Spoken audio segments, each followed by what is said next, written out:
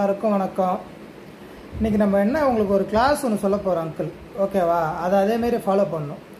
இப்போ நம்ம வந்து மேக்ஸிமம் 3 ஆக்சிடென்ட் ஆகுது பசங்களுக்கு, புரியுதா? ஒன்று வந்து கரண்ட்டில் கை வச்சுறாங்க பசங்க தெரியாமல்.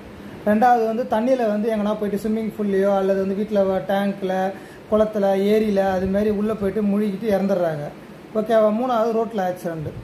ரோடு ஆக்சிடென்ட் மேக்ஸிமம் நீங்கள் ஆகிறதில்ல. ஏன்னா உங்களுக்கு அதிகமாக ஆக்சிடென்ட் ஆகிறது என்னென்னு பார்த்தீங்கன்னா தண்ணியிலையும் கரண்ட்லேயும் ஆகுது, ஓகேவா?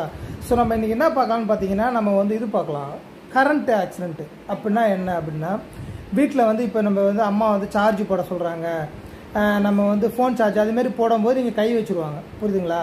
அதுமாரி போடும்போது எப்பயுமே வந்து சுவிட்சை ஆஃப் பண்ணிட்டு தான் நம்ம வந்து சார்ஜ் போடணும், ஓகேவா?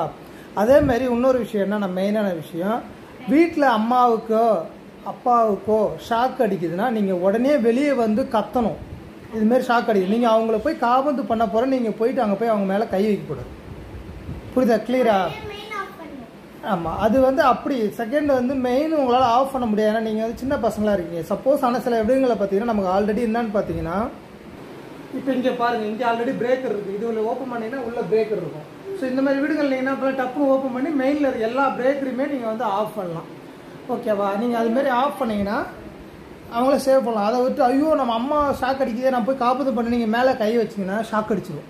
ஷாக் அடித்து நீங்களும் கூடிய இறக்கிறதுக்கு நேரிடும்.